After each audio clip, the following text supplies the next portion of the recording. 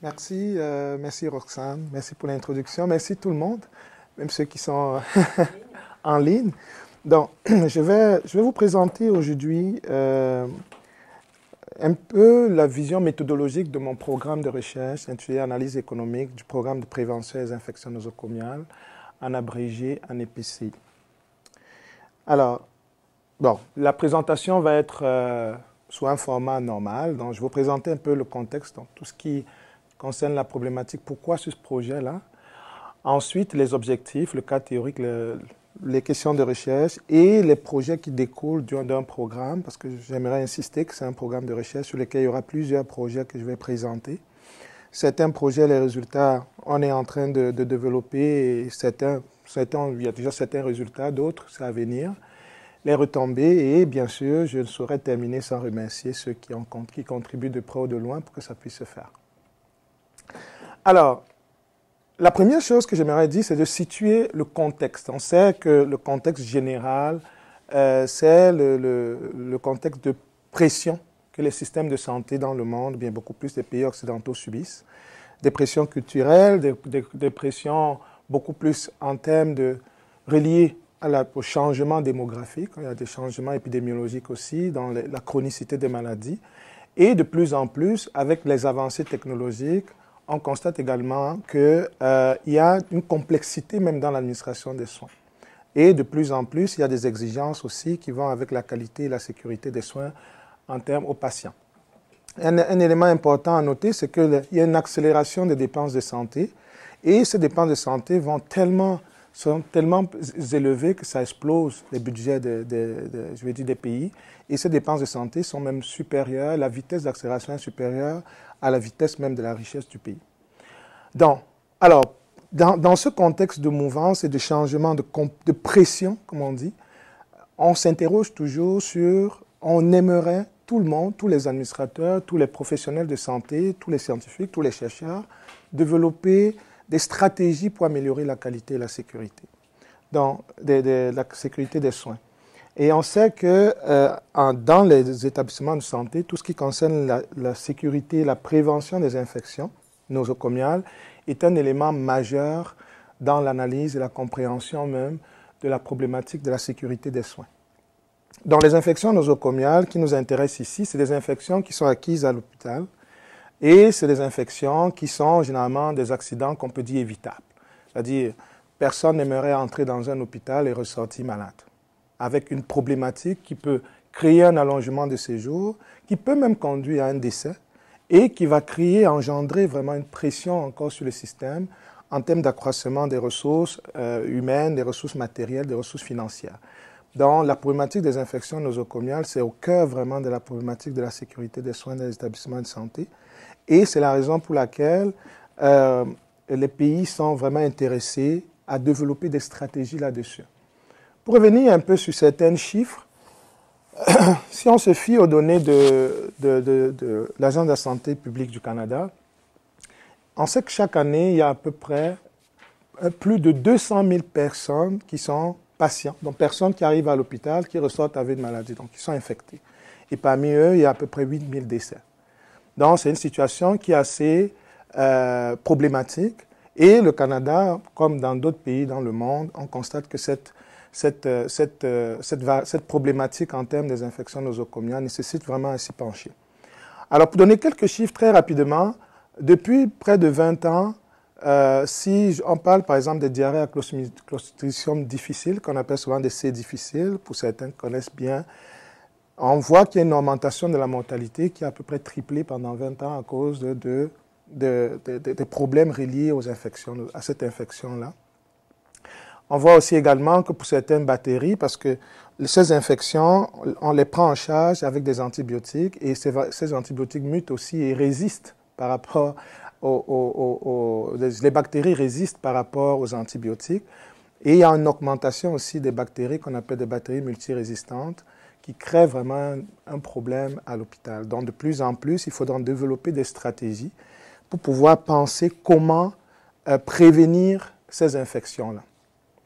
Le Québec, à l'instar d'autres provinces du Canada, mais si on s'intéresse au Québec ici, Depuis quelques années, depuis 2004 précisément, avec la crise du CEDIF, on a développé un programme au Québec obligatoire qui est instauré dans tous les établissements de santé qui sont supportés. Et c'est un programme qui est supporté par le ministère, qui vise en fait à faire une surveillance épidémiologique de ces infections-là.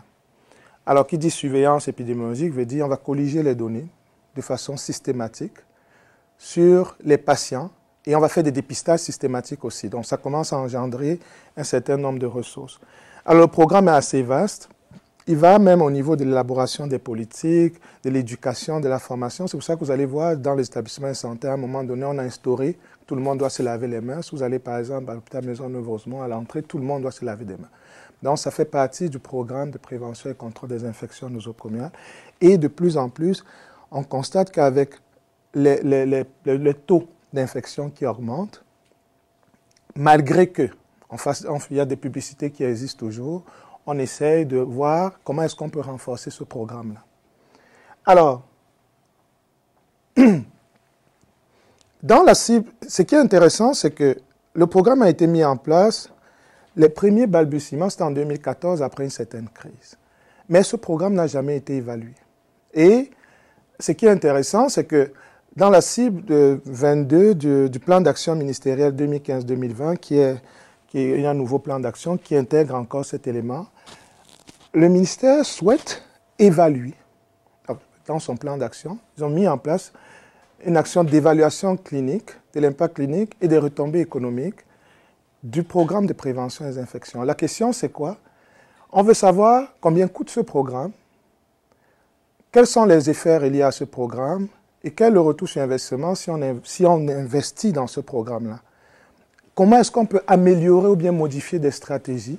Sur quelle action il faut mettre en place des stratégies? Et c'est vraiment combien ça nous coûte? Est-ce qu'on doit couper? Parce qu'on sait que le parent pauvre, en fait, de la santé, généralement, dans l'investissement, c'est la santé publique. Donc, comment est-ce qu'on peut démontrer la valeur économique ou les retombées économiques d'un programme comme celui-là? Et c'était tellement bien libellé dans le plan d'action que notre réflexion entrait vraiment dans ce sillage-là.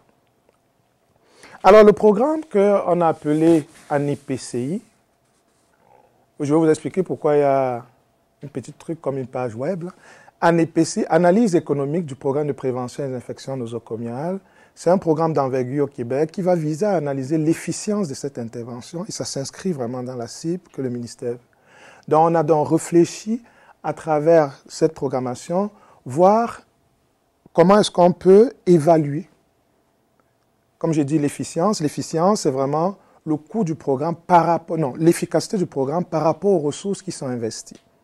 Donc, c'est toute cette réflexion que je vais vous présenter dans le cadre de ce projet. Donc, l'objectif principal, c'est vraiment de regarder l'efficience. Et qui dit efficience, dit coût du programme. Premier objectif. Donc, il faut évaluer combien coûte l'implantation d'un programme comme celui-là dans un établissement. Deuxième chose, combien coûte la prise en charge des patients qui sont victimes de cette problématique, ce qu'on appelle le fardeau économique. Et après, voir à partir d'où, de quel seuil, si le programme est efficace, à partir de quel seuil on peut parler de rentabilité, comment est-ce qu'on peut investir dans ce type de programme-là.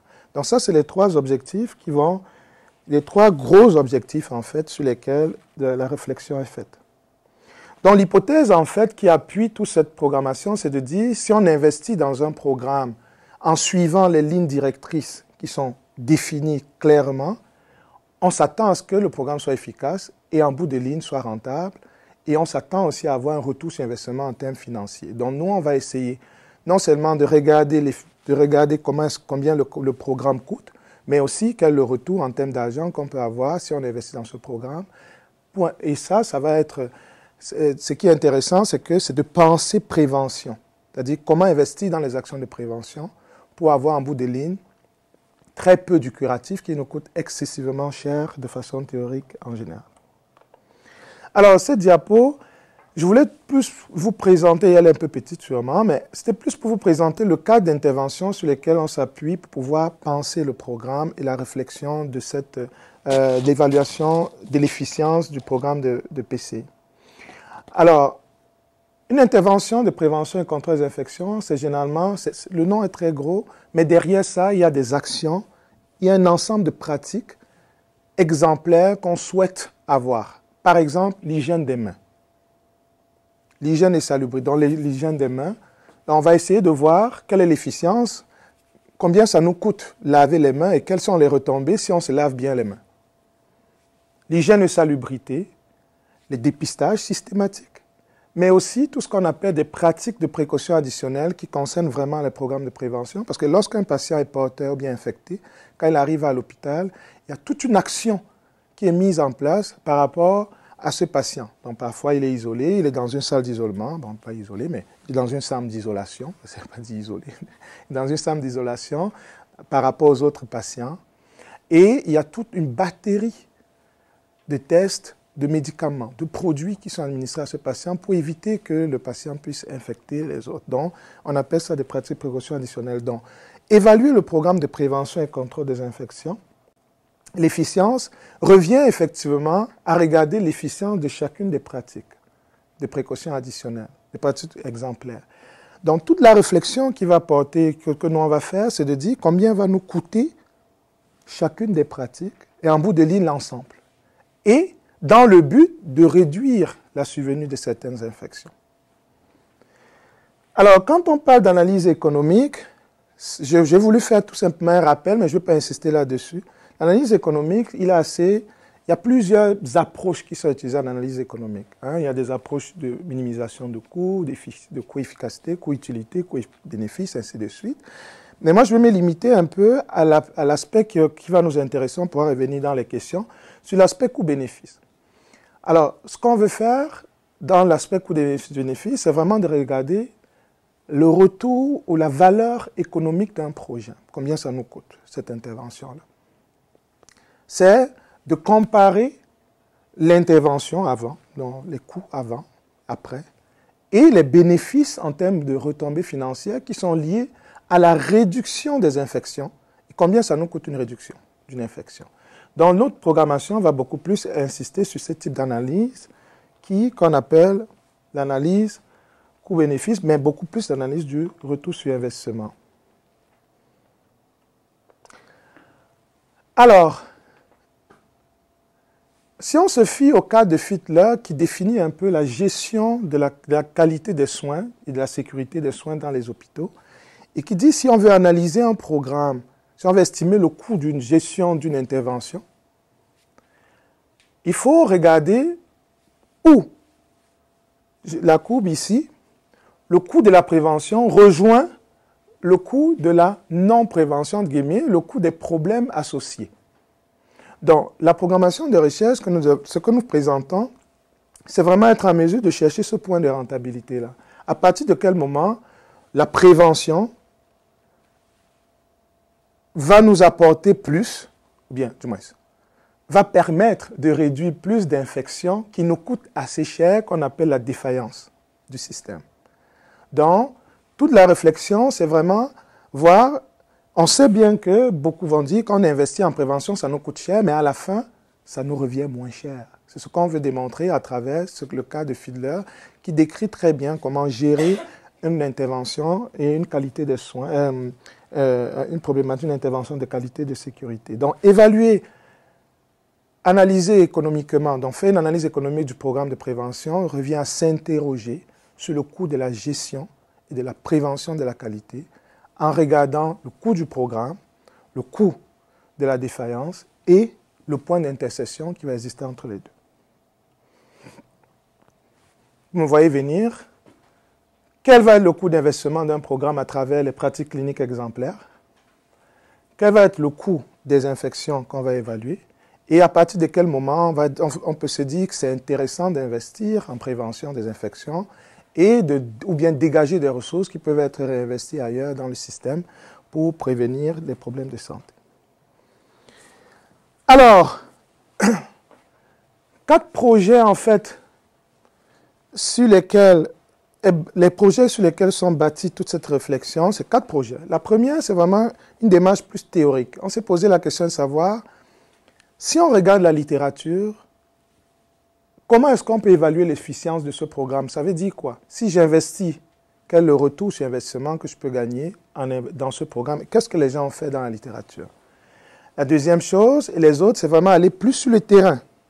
Dire au Québec, c'est le cas qui nous intéresse, combien coûte l'implantation de ce programme, combien coûtent les interventions, et en bout de ligne, regarder l'efficience et de regarder aussi et de pouvoir comparer, se comparer avec les autres. Donc, lorsqu'on regarde les deux, c'est de dire, par rapport à d'autres juridictions, par rapport à celle du Québec, est-ce qu'on peut se comparer ou est-ce qu'il y a des améliorations? Qu'est-ce qui est fait? Donc, ça, c'est les projets qui sont en cours et qui sont en train d'être réalisés. Donc, je vais vous donner, je dis quand même un mot sur les projets, ce qui est intéressant parce que c'est plus une démarche méthodologique. Le premier sur l'efficience, de façon générale, qui est une revue systématique. Alors, c'est en cours, hein, ça prend beaucoup de temps. Je vous présente un peu les picots. Donc, l'idée ici, c'est de dire quelle est la population qu'on regarde. C'est vraiment, on va regarder tous les pays occidentaux. Et on exclut des pays de l'OCDE, qu'on a dit on exclut le Mexique et la Turquie pour des raisons plus en termes d'équivalence, de similarité. On va regarder tout ce qui est fait en établissement, dans soins aigus. En médecine, chirurgie, qui sont les deux secteurs dans lesquels on a décidé de travailler. C'est les établissements, les patients qui sont hospitalisés sur une période de à peu près 2 jours. Les infections nosocomiales, c'est acquis à l'hôpital. Hein, donc, les patients rentrent après quelques jours, après 2 jours dans les guides directrices. Souvent, certains disent 48 heures, parfois 72 heures. Mais c'est à partir de ce moment, c'est les infections qui sont après cette période. Et on va donc regarder pour chacune des pratiques l'hygiène et salubrité, l'hygiène des mains et tout, ainsi de suite. Alors, donc, ça, je voulais tout simplement faire un petit... vous parler un peu de comment est-ce qu'on va faire et ce qui est en train d'être fait. Donc, on a sorti des articles, on est en train de les analyser, il y a beaucoup. Donc, l'idée, en fait, c'est de regarder pour chacun... Je vais mettre ici. C'est de regarder pour chacune des interventions tout ce qui est sorti en termes de coûts, les effets associés, beaucoup plus en termes de ce qu'on appelle dans la littérature anglo-saxonne le cost effectiveness du programme, donc qui regroupe souvent les analyses coût-efficacité, coût-bénéfice, pour chacune, et les coûts-utilité, pour chacune des interventions. Donc, quelle est l'efficience d'un programme d'hygiène des mains? Quelle est l'efficience d'un programme d'hygiène et salubrité? Quelle est l'efficience d'un programme de dépistage systématique des infections? Et en même temps, quand on parle d'hygiène des mains, on va regarder aussi à l'intérieur tout ce qui concerne les éclosions en lien avec les pratiques précautions additionnelles. Alors, ce qu'on fait, c'est qu'on regarde les données et on va les ramener en données 2018 par des techniques d'actualisation pour être capable de vraiment comparer et à la fin ressortir un peu le seuil de rentabilité qui va, en fait, la donnée qu'on veut sortir, c'est si on investit $1 dans le programme de prévention et contrôle, quel est le retour bien d'un programme d'hygiène des mains, si je prends l'exemple, quel est le gain financier qu'on a au niveau des ressources, au niveau monétaire et qu'on peut réinvestir dans le système. Alors, ça peut être un gain plus au niveau des financiers, ça peut être des gains en termes de ressources matérielles, humaines, infrastructurelles, ainsi de suite. Donc ça, c'est un peu plus théorique. Alors, je vais revenir un peu dans la pratique, ça c'est intéressant. Au niveau du Québec, ce qu'on est en train de faire présentement, j'ai dit 2, 3 parce qu'on va évaluer le coût de l'implantation, on l'a subdivisé en 2. Alors, la première chose, c'est de faire un projet pilote. En fait, c'est un projet de développement d'un outil. Parce qu'on s'est rendu compte dans la littérature, quand on a commencé à fouiller la littérature, qu'il n'y a pas d'outils pour, beaucoup plus d'outils en général au Canada et même au Québec, pour pouvoir évaluer le coût d'implantation des pratiques. Donc, la première chose, c'est vraiment de développer un instrument et de le valider. Cette étude a été financée par le RISIC, on est en train de finir. Et le deuxième, c'est vraiment de regarder combien ça coûte dans les établissements. C'est-à-dire prendre le questionnaire qui a été, ou bien la grille, ce n'est pas un questionnaire, c'est une grille d'observation.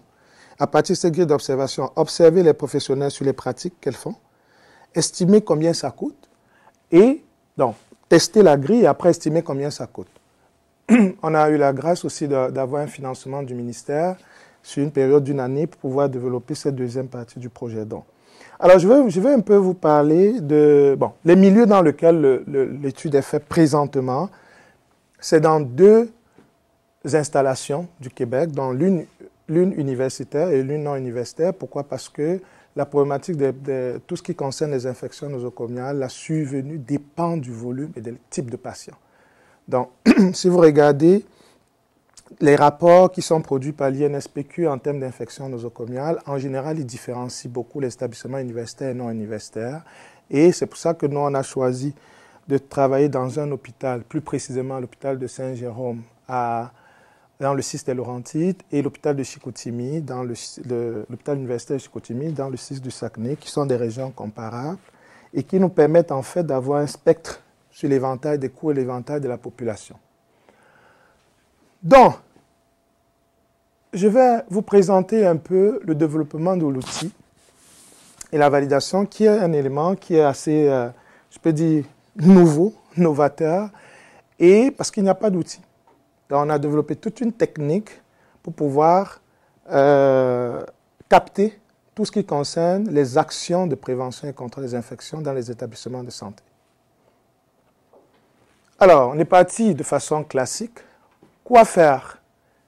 Regardez la littérature. Dans notre revue systématique qui a été faite, les données que nous avons qui concernent plus le coût de la prévention, nous on l'a utilisé pour pouvoir voir le gap qu'il y a dans la littérature. Regardez, travailler en équipe, faire, après avoir développé l'intervention, qui est la phase 1, valider le contenu par une méthode Delphi avec des experts. Et la troisième étape, c'est de mettre à l'essai sur le terrain, dans les établissements de santé, en suivant vraiment les professionnels sur le terrain et en notant tous les gaps et en voyant comment est-ce que ça fonctionne pour pouvoir colliger l'information et amorcer un peu l'analyse de données en lien avec le coût. Alors, elle ici aussi, la diapo elle est petite, mais je voulais tout simplement vous présenter la grosseur de l'algorithme sur lequel on s'est basé. En fait, ce qu'on a fait, c'est qu'on s'est dit, si on suit un professionnel, supposons une infirmière, si on l'observe pendant une certaine période, qu'est-ce qu'elle fait? Et quelles sont toutes les actions de prévention et de contrôle qu'elle peut faire? Ça, c'est au niveau individuel. Bien sûr, il y a des actions maintenant dans l'unité des soins qui concernent les affiches, les affichettes, les programmes de sensibilisation. On va le noter aussi, mais ça, ce n'est pas la chose qui est la plus complexe. Donc, notre outil va plus être un outil temps mouvement qui a été développé et qu'on a implémenté dans une page web avec mon A de la dernière fois, du début. Et cette page web permet en fait avec notre questionnaire web qu'on a implanté sur tablette, on est capable de suivre une infirmière, on le fait, à temps réel, si je prends une infirmière, parce qu'il y a d'autres professionnels, et capter exactement les actions qu'elle fait. Parce que ce qu'on veut mesurer, c'est le coût. On ne veut pas mesurer son travail. On veut mesurer ce qu'elle fait dans son travail et le temps qu'elle met pour être en mesure de chiffrer combien va nous coûter les actions de prévention. Par exemple, quand elle lave les mains, elle lave en 5 secondes, 10 secondes, 30 secondes, on capte une multitude d'informations à du lavage des mains.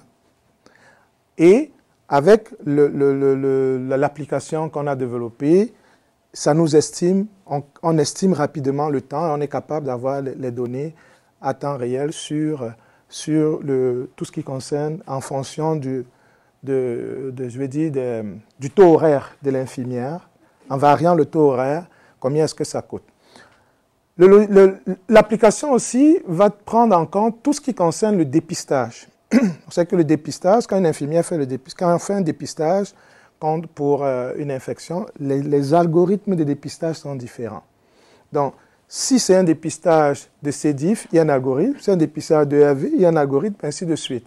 Donc, ça permet à partir de ça, je vous présente un peu l'algorithme, l'implémentation.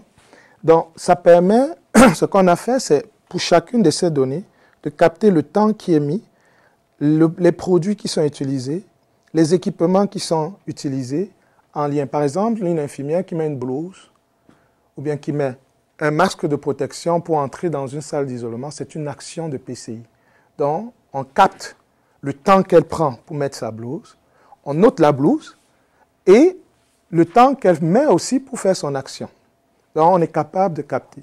Une infirmière qui va faire un test de dépistage, qui nous signifie à l'avance, ça je vais dépister parce que le patient est symptomatique. Alors on capte le temps qu'elle prend pour son action. Si elle met les gants, on capte l'information. On capte la seringue, on capte le temps qu'elle met, on capte aussi au moment où elle va enlever les gants, ainsi de suite. Donc, toutes les actions, et après, elle se lave les mains. Donc, vous allez voir un peu comment c'est monté ce logiciel. Je vais vous expliquer un peu. Donc, c'est la grille d'observation. On appelle ça grille d'observation, mais c'est implémenté. Alors, pour la valider, méthode Delphi, 18 experts. On a choisi 8, comme on est dans 2 régions, des experts cliniques, dont 6 dans chacune des 6 des centres, et 6 experts qui travaillent vraiment dans la problématique des pratiques sécuritaires au Québec, à l'INSPQ, et qui sont au comité des infections nosocomiales, qui s'intéressent vraiment à cette problématique et qui ont vraiment bien voulu participer au projet. Donc ça fait 18. On a, tout simplement pour vous dire, le but, c'était vraiment de se prononcer sur les énoncés. Ils sont allés plus loin, c'est-à-dire qu'ils ont même regardé la première maquette qui a été développée au niveau de la plateforme. Donc, ils se sont prononcés non seulement sur la grille papier qui a été faite, mais aussi sur la fonctionnalité même de toute la grille d'observation en EPCI qui a été développée. Alors, donc, le but, c'était de faire, à partir des commentaires qu'on a reçus et ainsi de suite, on a fait des modifications, on a produit une deuxième version de la grille qui était vraiment différente de la première, et ensuite, on les a resoumis cette version et ils nous sont revenus avec des feedbacks. C'était assez intéressant et c'est cette version qu'on va mettre à l'essai. Alors, il y a eu vraiment beaucoup de modifications, donc notre indicateur de validité de contenu a été très, très efficace. Alors, je vous présente un peu rapidement la grille, rapidement. Regardez, si on voit ici, on a à peu près 8 rubriques. Dans chacune des rubriques, on a l'identification de la personne qu'on suit. Donc, par exemple, c'est une infirmière auxiliaire, on a ces informations, durée de séjour, son nombre d'années d'expérience, et ainsi de suite. Et là, elle va suivre des patients.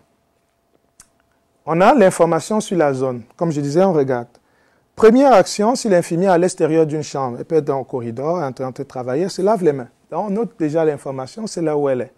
Donc, le logiciel permet, à partir d'un clic, de capter. Et regardez, j'ai laissé le minuteur pour vous dire, il y a un certain temps que c'est en train de faire. On capte l'information, elle est dans une zone, on note là où elle est.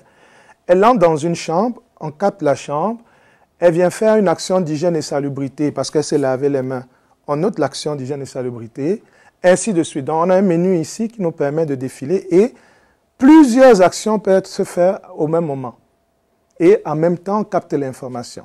Donc, c'est la conception de la grille d'outils qui, pour nous, au départ, c'était vraiment des actions qui étaient une après l'autre. On s'est rendu compte qu'il y a des actions imbriquées. Un exemple très simple. Une infirmière qui vient de finir une action, qui s'enlève les gants, qui se lave les mains, après qui enlève une jaquette et va sortir de la chambre, se relaver les mains. On se demande comment est-ce qu'on va faire? Il faut capter toutes ces informations et c'est vraiment des clics. Donc, les observatrices qu'on a formées, qui sont des infirmières, toutes, elles, leur travail qu'elles font sur le terrain, qui n'est vraiment pas facile, moi, si je l'ai testé, c'est vraiment de suivre l'infirmière. Et on fait un suivi pendant 2 heures de temps, je ne vous ai pas dit. Dans la première action, c'est un suivi pendant, alors c'est ici que j'allais dire. Donc, ça, c'est d'abord notre grille qu'on a développée et on l'a testée. Donc, on l'a testée dans notre labo à l'université, on l'a testé avec des étudiants, on l'a testé auprès dans l'équipe de recherche. Et après, on a décidé d'aller à l'hôpital pour le mettre en essai, pour le tester à temps réel. Et ça, c'est la mise à l'essai. Tout ça, c'est pour capter l'information sur le temps que ça va nous mettre pour estimer combien nous coûte une action de prévention. Donc, je vais aller un peu rapidement. Ce qu'on a fait ici, c'est dans les 2 hôpitaux, on a suivi 48 professionnels, 3 infirmières, 3 auxiliaires, 3 préposés aux bénéficiaires, 3 préposés à l'hygiène et salubrité. Pendant 2 heures, le tiers au quart du jour, le tiers le quart du soir, 96 heures d'observation pendant 1 mois. C'est beaucoup. Et on l'a fait, ce n'est que le pilote, pour pouvoir voir combien la grille fonctionne. Donc, je vais on est en train de, dans tout ce qu'on a capté, c'est ça ici. Ça, je vous ai déjà parlé de ça. Dans le temps mis, les produits utilisés, la désinfection, et ainsi de suite. Quels sont les résultats? Je vous le laisse. On va vous le donner la prochaine fois.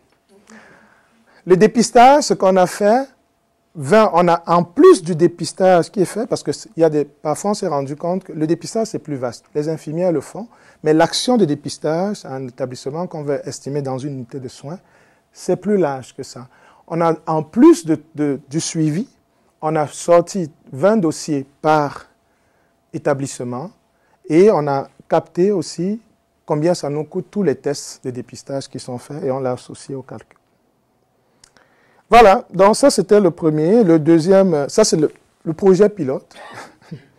Puis à partir de ce projet, on veut, d'ici, on est financé, on va commencer, je pense, parce que ça c'est la période des fêtes, on est en train de terminer avec tout ce qui concerne le premier projet.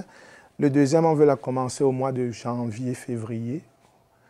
Là, on va maintenant aller dans les mêmes établissements, dans d'autres unités de soins pour faire un suivi systématique. Et le logiciel sera déjà calibré avec les actions. On a vu qu'il y a encore quelques petites choses à modifier à l'intérieur. On va donc aller colliger l'information pendant une année, tous les 6 mois, tous les 6 semaines, comme le prescrit un peu, comme prescrit dans la littérature. Et là, on va inclure les médecins dans le suivi. Et ça a été une exigence du ministère. On va inclure les médecins. On va voir, donc on est dans une démarche de négociation avec les médecins aussi pour les inclure dans le suivi. Là, ça va faire vraiment un portrait général parce que l'outil peut capter aussi tout ce que les professionnels font, tous les professionnels de santé, y compris les médecins. Alors, donc, ça c'est tout simplement pour vous dire, on va avoir le coût d'une observation, ce qu'on fait, combien coûte une observation, combien coûte une pratique, une action, donc pour chacune des rubriques, combien coûte le programme, et le coût moyen, y compris toutes les actions qui vont concerner les programmes, dans tout ce qui concerne la sensibilisation, l'affichage, les formations qui sont faites dans la période, dans l'unité de soins. On a un portrait parce que ça, les services de PCI dans les établissements de santé ont quand même des données assez intéressantes là-dessus. L'autre partie, ça je finis déjà, c'est tout ce qui concerne le fardeau économique. Alors ça, je vais vous dire comment on l'a fait, comment on va le faire, parce qu'on est en train de planifier. Mais on a déjà amorcé ça dans un projet qui a été fait avec... Alors, ce qu'on veut faire ici, c'est de regarder le surcoût financier qu'engendre une personne qui est infectée. Ça veut dire quoi, le surcoût? Ça veut dire, si j'arrive à l'hôpital, après 2 jours, j'ai les mêmes caractéristiques qu'un autre patient. Moi, je suis infecté par rapport à un autre. Ce qui me donne le coût de la maladie, c'est le surplus financier. C'est le surplus de temps que j'ai passé par rapport à l'autre. Donc, à travers ça, on va regarder aussi l'allongement de séjour, et les coûts par rapport à l'allongement de séjour. Alors, quoi je dis, c'est que dans le cadre du projet MURI, qui a été développé avec l'équipe de Kaladu Dubois, Daniel Damour, de la faculté qui étaient encore à Sciences infirmières à l'Université de Montréal, on a capté des informations sur la qualité et la sécurité, dans lequel on a pu estimer le fardeau économique de certains événements indésirables. Donc, c'est la même logique et d'une certaine façon qu'on va faire, peut-être un peu plus simple. Donc, ici, ce qu'on avait fait dans le cadre du projet, tout ce qui concernait les chutes, les plaies, les contentions, les pneumonies nosocomiales, les infections urinaires, on a pu capter sur une période d'observation de 30 jours combien ça coûte.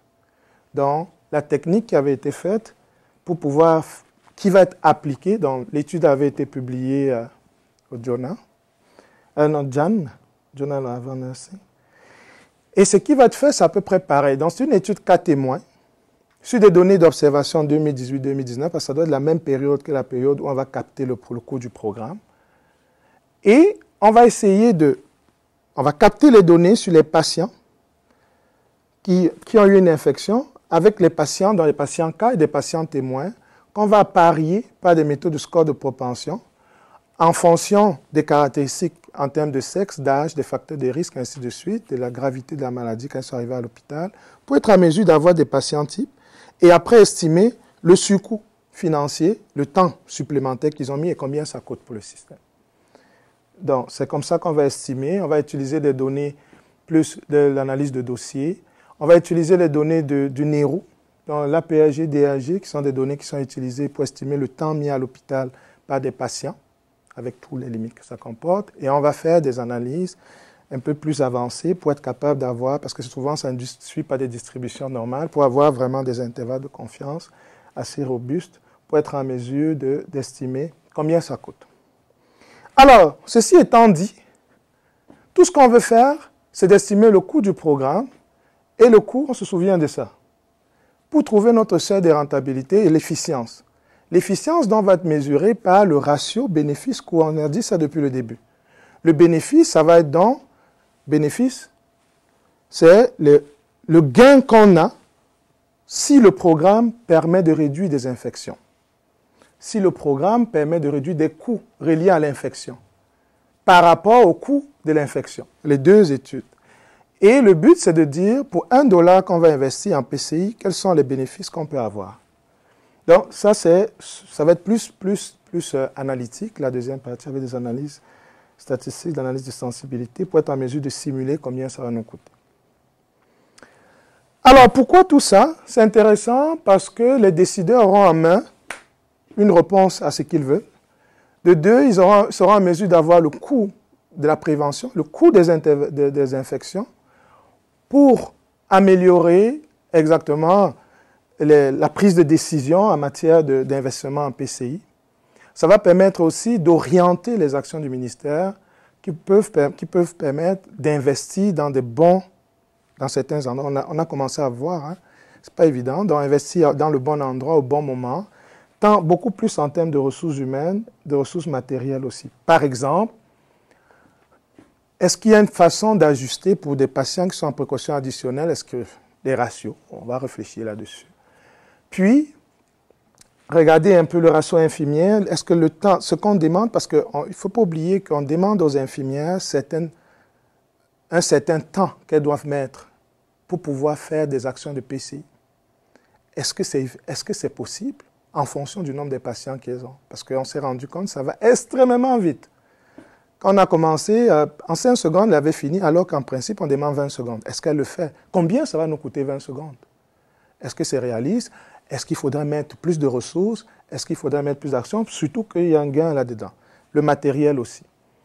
Au niveau toujours des gestionnaires un peu plus élevés, maintenant au niveau des conseils d'administration dans les établissements de santé, c'est vraiment prendre des décisions d'investir sur des actions, ou bien sûr le matériel, le mobilier et tout ce qui concerne les actions en PCI, peut-être renforcer ou bien cibler de façon différente les actions. Et ça permet de reconnaître les répercussions financières que ça a dans le budget lorsqu'un patient tombe malade et qu'il a une infection. Alors, qui parle de répercussions, ça va permettre de sensibiliser, de renforcer les actions des directrices de soins dans les actions de prévention qui militent beaucoup pour ça, mais qui parfois ne sont pas écoutées. Les professionnels de santé seront renseignés sur toutes les conséquences financières et les conséquences aussi en termes cliniques sur l'hygiène des mains, l'hygiène et salubrité et toutes les actions de précaution. Alors, les patients aussi seront en mesure de connaître. On peut informer les patients. Si on vous dit, bon, ok, écoutez, ça coûte tellement cher, c'est très rentable. Si vous faites une bonne hygiène des mains, un patient, quand il arrive à l'hôpital, ou bien sa famille, ils vont aussi, ça permet de faire des campagnes publicitaires aussi pour renforcer les actions, pour que les patients puissent mieux se laver les mains, les familles, ainsi de suite, éviter qu'ils se déplacent dans les corridors, comme on voyait, les patients isolés qui sortent des corridors, et par rapport à ça. Donc, pour terminer, je ne sais pas si je suis dans les temps, alors, je tiens à remercier, ça me fera plaisir de recevoir vos questions. Il y a beaucoup de personnes qui sont en arrière, tant financiers qu'humains, dans l'UCO, ma structure, le FRSQ pour le fonds de chercheurs boursiers, le RISIC qui a financé la première partie du projet, le ministère qui finance la deuxième partie, le CIS des Laurentides et le CIS qui se prête au jeu, et l'INSPQ et l'Institut de cardio. Pourquoi les deux? L'INSPQ, parce que tous les experts de l'INSPQ qui travaillent au comité des infections nosocomiales se sont mobilisés pour le projet. Et l'Institut de cardiologie, parce qu'on a une grosse équipe aussi qui est là-bas, spécialisée plus en hygiène et salubrité, qui nous appuie par rapport à ce projet-là. Donc, voilà ce que je voulais vous raconter.